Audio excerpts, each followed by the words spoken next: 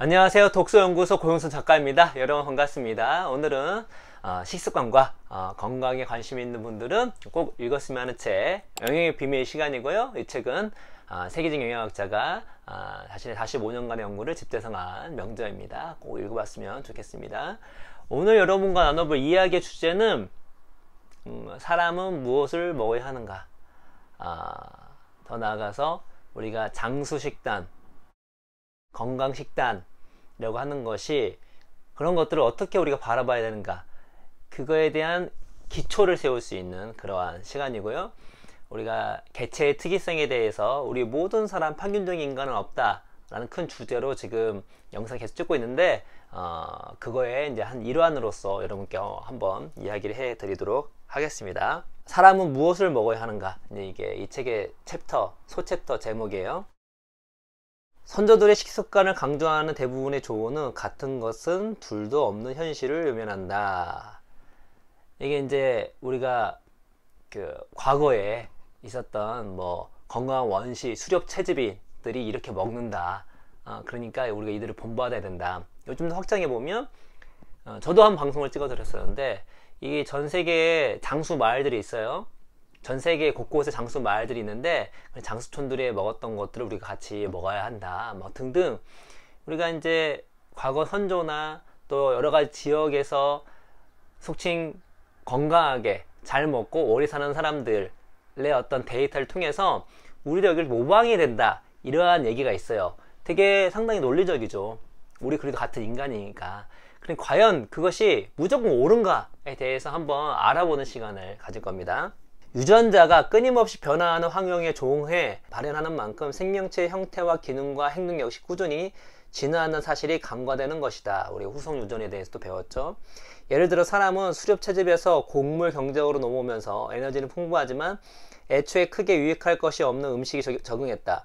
녹말이 적은 음식을 섭취하는 사람과 비교할 때 녹말이 많은 음식을 섭취하는 사람은 녹말을 소화해 포도당을 만드는 효소인 타액 아밀라제 를 더 많이 만들어낸다.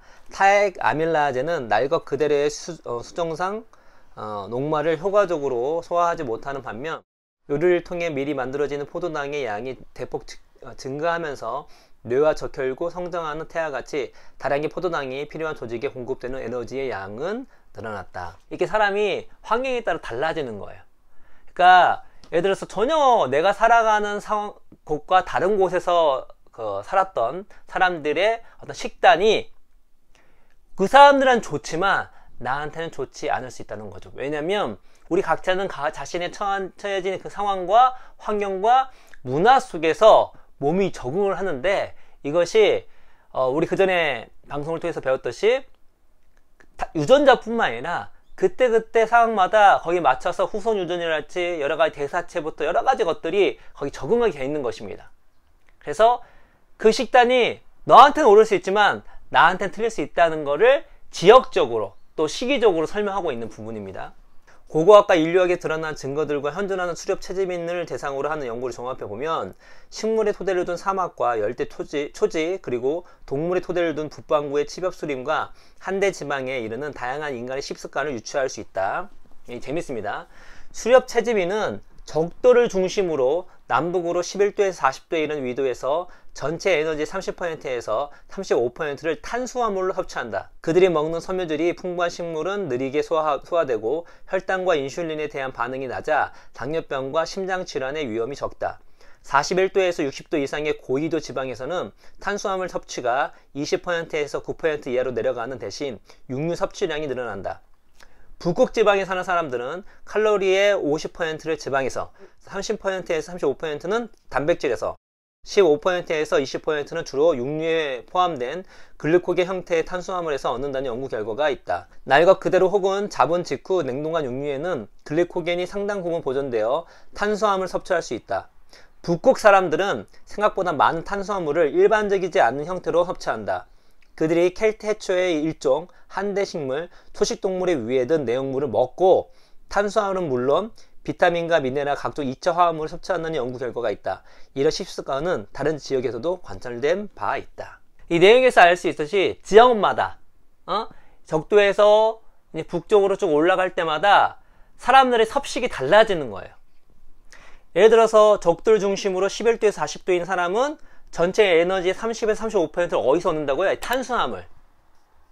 우리가 주로 탄수화물로 에너지를 얻죠? 그런데 북극지에 사는 사람들은 칼로리의 50%를 지방에서, 30에서 35%는 단백질에서, 15에서 20%를 탄수화물로. 근데 그 탄수화물을 먹는 형태도 특이하게, 심지어 초식동물 위에 든 내용물을 먹으면서 섭취한 경향이 있다는 거죠. 그리고 보시면 41도에서 60도 이상의 고위도 지방에서는 탄수화물 섭취가 20%에서 9% 이하로 내려가 대신 육류 섭취량이 늘어난다. 저도 자주 얘기하지만 우리가 채소를 많이 먹어야 되는데 그게 좋습니다만, 그렇죠? 지역마다 채소를 구하기 힘든 곳에서는 어떻다? 예, 육식동물로, 더 나아가서 그 육식동물이 갖고 있는 뭐 여러 가지 특이성 바로 잡아 먹었고, 그 동물이 갖고 있는, 초식동물이 갖고 있는 위에 그 내용물을 통해서 어떤 여러 가지 무기물이나 탄수화물을 섭취하는 이런 일들이 이제 벌어지고 있다는 것이죠. 한마디로 전 세계에 있는 사람들은 자신이 처한 상황에 따라서 거기에 먹는 것이 최적화됐고, 이 사람들이 그 인간이 몸에 지혜가 없는 것이 아니기 때문에 이것이 각자에게 옳다는 걸 얘기하고 있는 것입니다. 그래서 책의 저자이신 프레드 프로벤자 교수님께서는 이렇게 얘기를 합니다.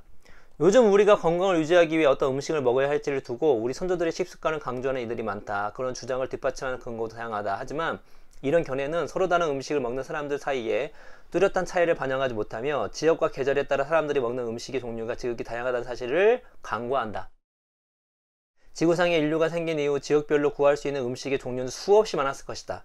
사람의 음식 선택을 연구하는 학자들이 예컨대 지중해식 식습관이라 할 만한 것을 정의할 수 없음을 깨달은 것도 놀라운 일이 아니다. 음식과 관련된 책을 쓰는 사람들이 무엇을 먹어야 건강을 유지할 수 있는지 알려주고 싶은 마음이 간절한 것은 이해하지만 그들 역시 우리 조상들의 출신 지역과 식습관이 다 다르다는 점을 간과한다.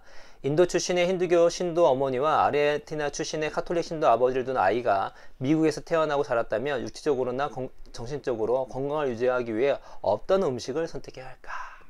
그래서 결론은 우리 모두는 다르다. 왜? 사는 곳이 다르기 때문에, 또 각자가 다르기 때문에 모두에게 적용되는 장수식단, 고대의 지혜, 건강식단이라는 것은 익히기가 쉽지가 않다.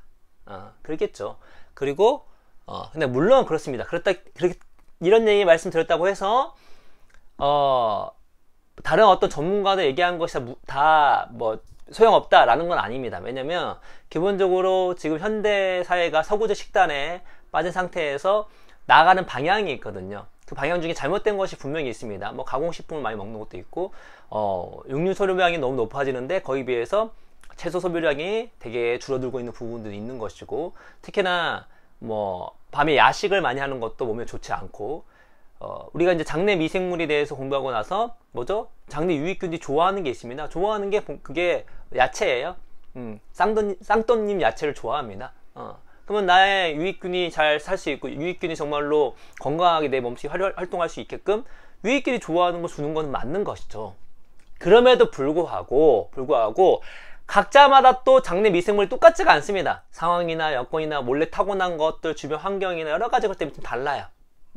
때문에 일단은 모든 사람에게 똑같이 적용되는 것은 없다. 그것이 장수식단이든 건강식단이든 고대의 지혜를 이든 식단이든 간에 상황별로 맥락별로 다를 수밖에 없다 라는 것들을 우리가 인지를 해야 하는 것입니다. 그래서 나에게 맞는 식단은 결국 어떤 주변의 과학적인 근거들을 섭렵함과 동시에 본인 스스로 자신에게 관찰을 많이 해야 돼요.